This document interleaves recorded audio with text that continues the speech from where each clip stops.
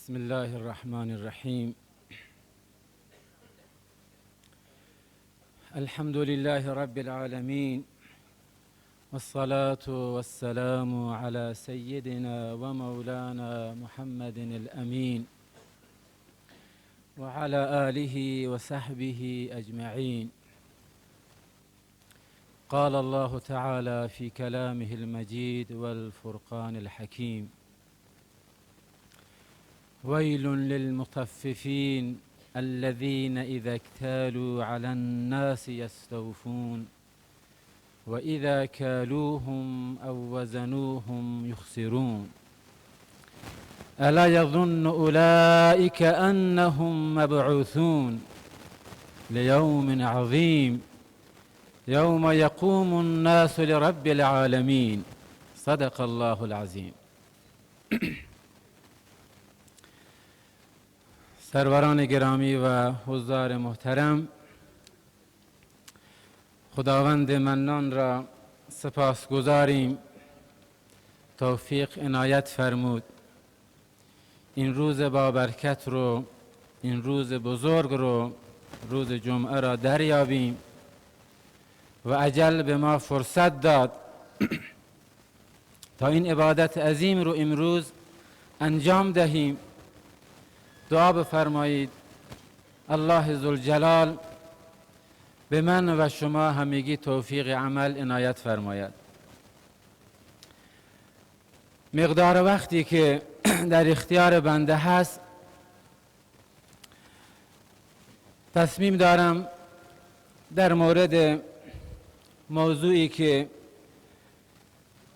در جامعه ما شایع هست و این موضوع مربوط به بیشتر به کسبه می شود، بازاریان می شود و عموم مردم، ولی قبل از بیان این موضوع مقدمه ای رو عرض می کنم. امروز سروران گرامی شبهات زیادی رو دشمنان اسلام نسبت به دین مبین اسلام مطرح می کنند. در سطوح مختلف اذهان جوانان رو، اذهان توده های مردم رو مشوش و پریشان می گردانند که دینی که شما ازش دم می زنید و سنگش را به سینه می زنید و ازش دفاع می نمایید، به دستور او در مساجد جمع می شوید، روزه می گیرید، حج می روید، ظاهرتون رو با دیگران متفاوت می نمایید، لباس خاصی را به تن می نمایید. این دین چه دینی است که در زندگی شما اثری ندارد؟ فریبکاری به شکل‌های مختلف، وعده خلافی به شکل‌های مختلف، مال مردم رو حیف و میل نمودن به شکل‌های مختلف، هر کار زشتی رو که شما تصور بنمایید در بین شما دینداران وجود دارد. ما از چه کسی شکایت بنماییم؟ شما که اهل دین هستید، شما که لباس دین به تن دارید، چرا ظلم می نمایید؟ چرا حق مردم رو تلف می نمایید؟ چرا در معاملاتتون صداقت ندارید؟ آیا این دستور دین هست؟ در حالی که غیر مسلمانان، اونهایی که دین ندارن، پایبند نیستن، صادقترن، اونها بیشتر می شود اعتماد نمود. اونها در زندگیشون امروز هم در زندگی دنیویشون هم بالاخره با افتخار زندگی میکنن، سربلندن، عزت دارن، امکانات دارن، ولی هر جا مسلمان نیست خوار و ذلیل هست. چرا؟ این اشکال به دین برمیگرده. در فضاهای مجازی هر جا این شبهه وارد می شود، بخصوص امروز که مسلمانان در شرایط بدی زندگی می کنند. اگر پای درد دل جوانان بنشینید همین رو مطرح میکنند. شما نزد یک کاسب میرید، تو مغازش نشسته هست، تا چشمش به یک روحانی میفتد بلا فاصله میگه سوالی از شما دارم، شما چرا مردم رو سفارش نمی کنید، توصیه نمی کنید که جنس رو میگیرند و پول رو بر نمیگردانند؟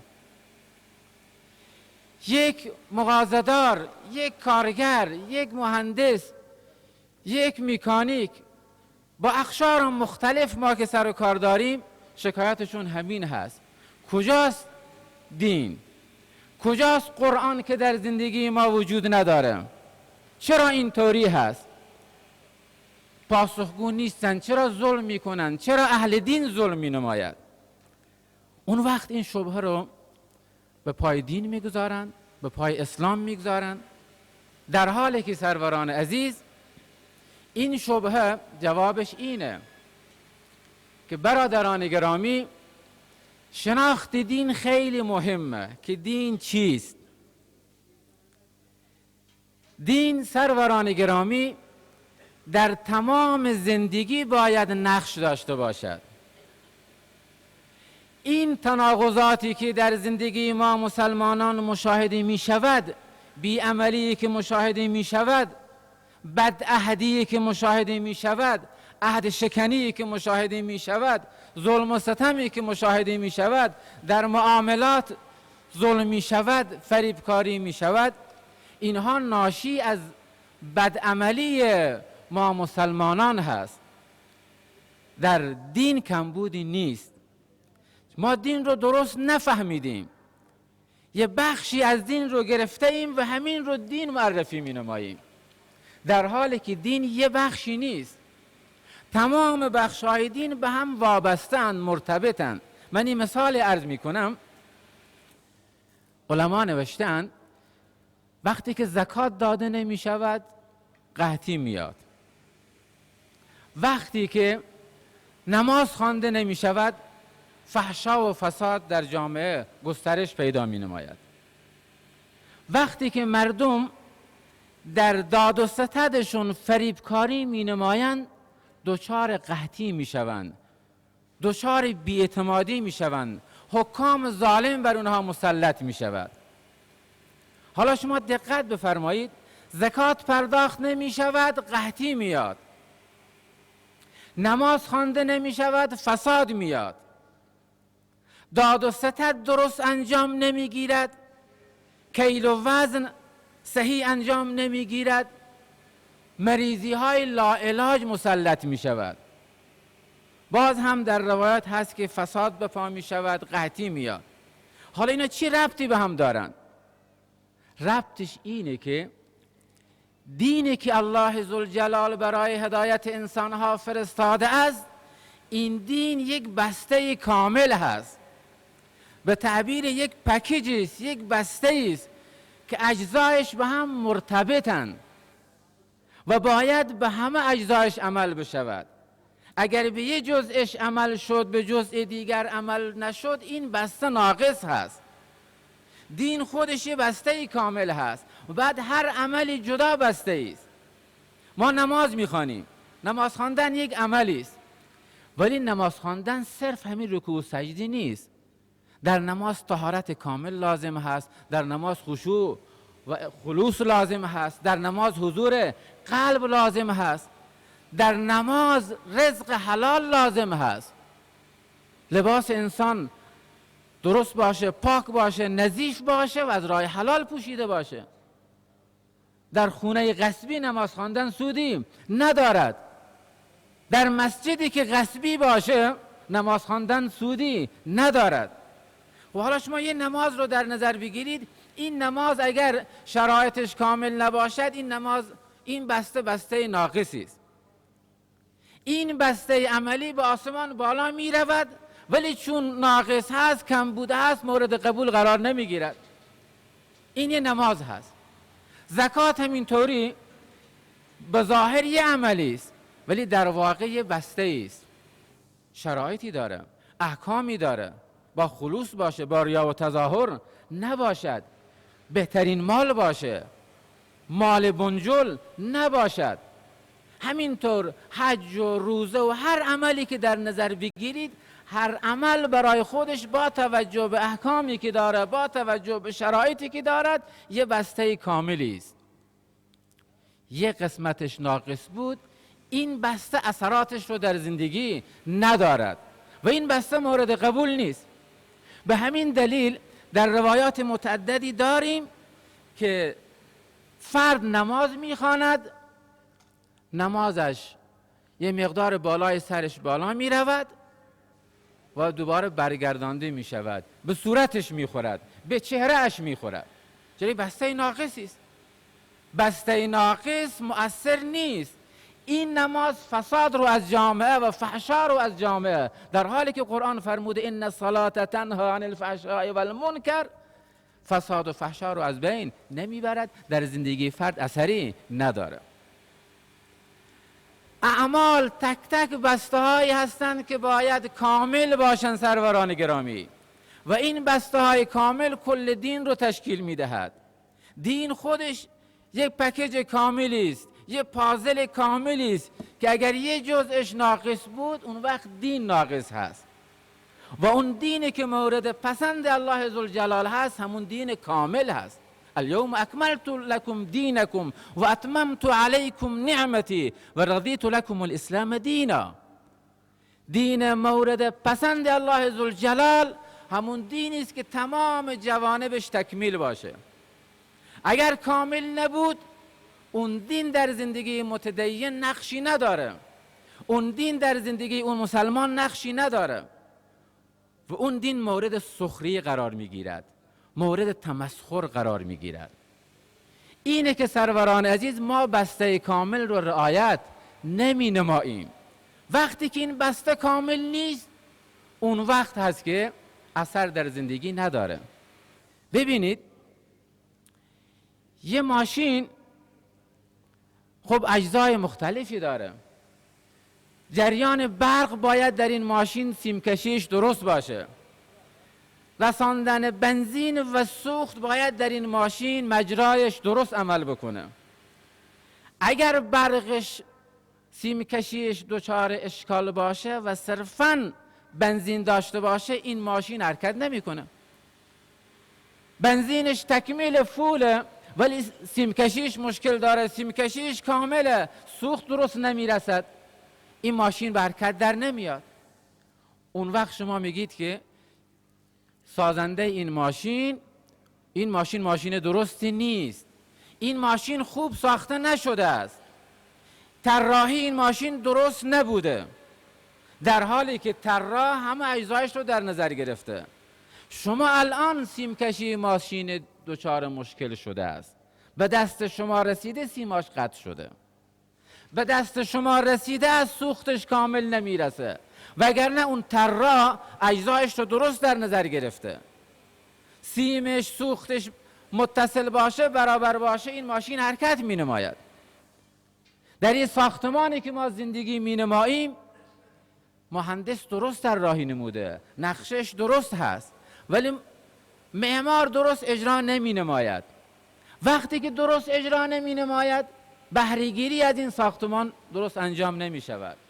در زمستان می بینیم با مشکل دچاریم، در تابستان با مشکل دچاریم. سیستم برقش ناجور اجرا شده، آبرسانیش ناجور اجرا شده، لوله کشیش درست اجرا نشده است.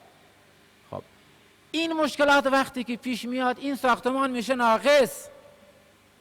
هر کس ببیند، حتی نمایش اگر مهندس درست، معمار درست اجرا ننماید، بد به نظر میاد، ناجور به نظر میاد، هر کس میاد انتقاد می نماید.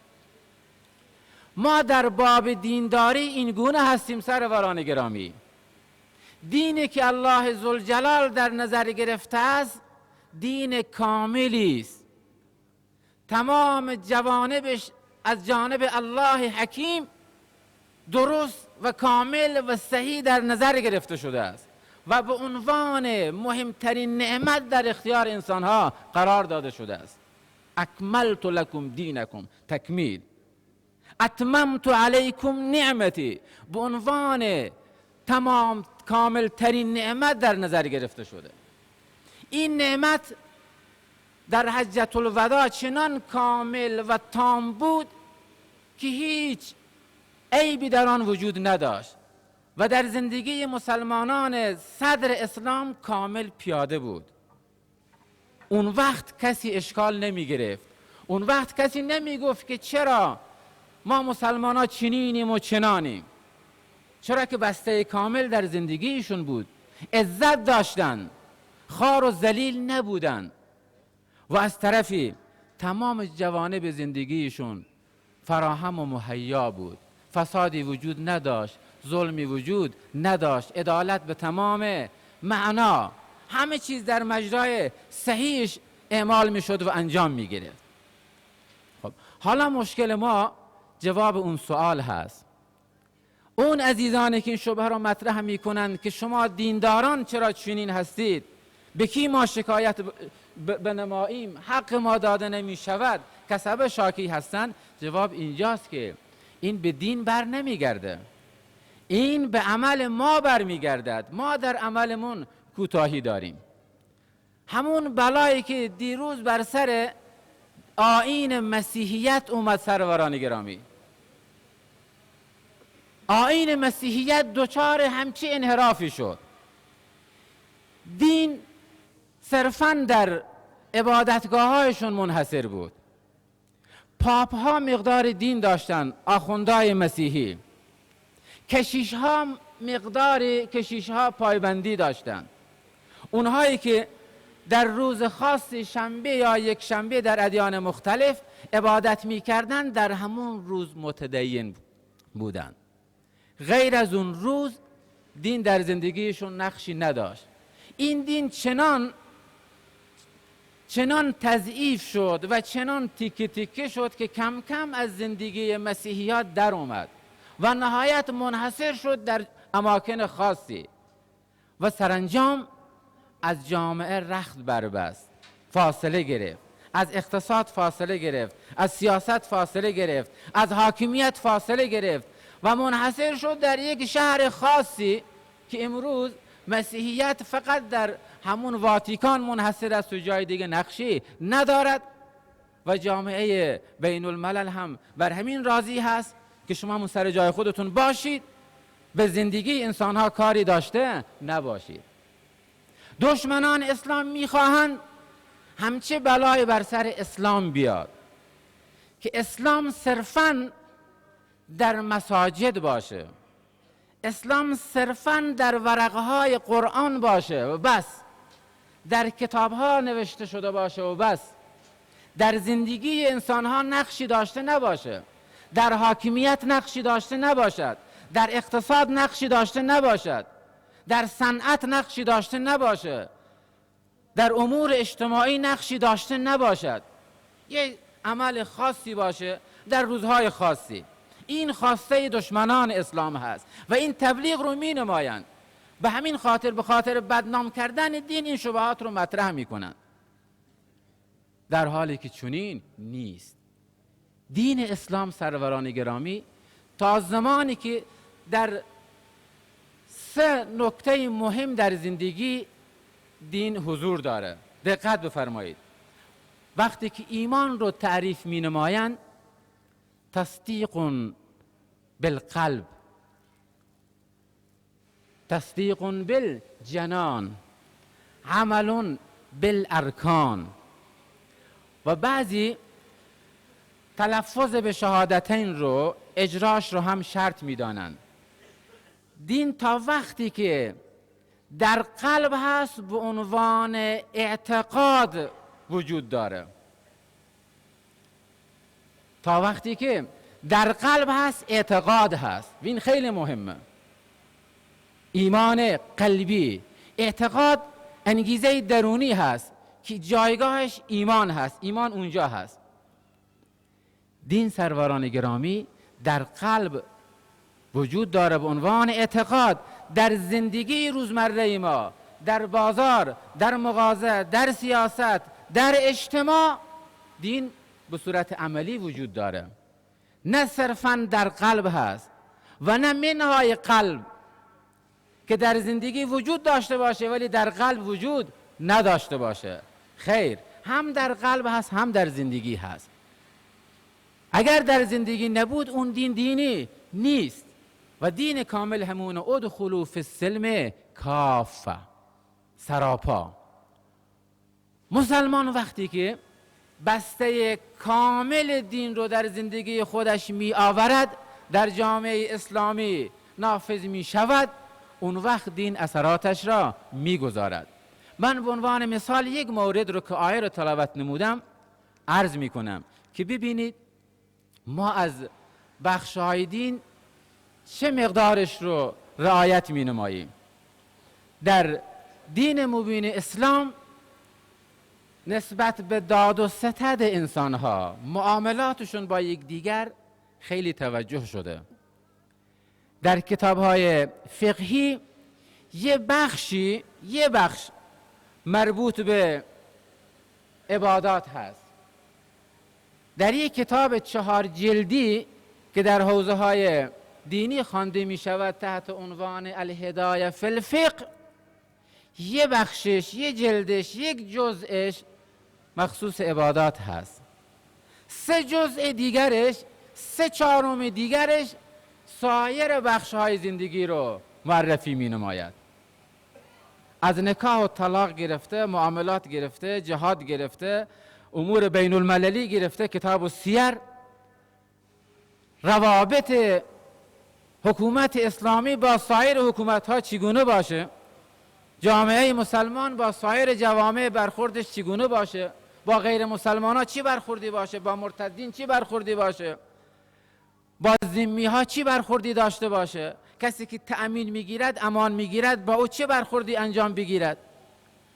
3/4 این کتاب و تعبیری دیگر 3/4 زندگی رو غیر از عبادات تشکیل میدهد.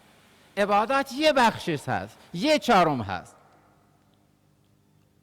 ولی در زندگی ما مسلمانان فقط همین 1/4 رو گرفتیم، یک بخش رو. اون بخش رو هم ظاهرش گرفتیم، واقعیتش رو نگرفتیم. این بخش هم همونطور که عرض کردم بسته ناقصش گرفتیم، ظاهرش گرفتیم، حقیقت و اصلش رو نگرفتیم. بعد ادعا داریم که چرا ما چنین هستیم و چنان هستیم، شکایت داریم، چرا ما خوار هستیم، ذلیل هستیم، عزتمون رو از دست داده ایم، چرا در جامعه ما دین وجود نداره. خب دین چگونه میخواد وجود داشته باشه حالا که ما 1/4 رو داریم عمل میکنیم، اون 1/4 رو هم کامل عمل نمیکنیم. در قرآن مجید سوره است به نام مطففین.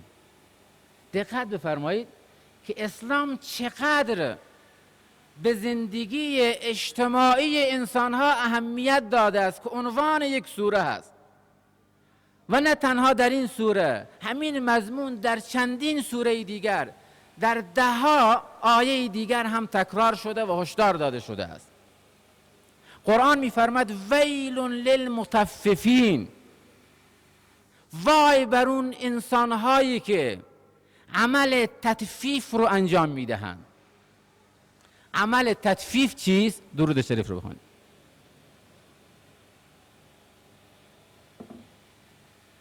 وای بر اون انسان‌هایی که عمل تطفیف رو انجام میدهند. یطففون، ویل للمطففین. تطفیف رو علما توضیح دادن، اصطلاح فارسیش کم فروشی و قرآن خودش هم تفسیر می نماید. الذین اذا اکتالوا علی الناس یستوفون و اذا کالوهم او وزنوهم یخسرون. این موضوع نماز نیست، موضوع زکات با این اهمیت اینجا توضیح داده نمی شود.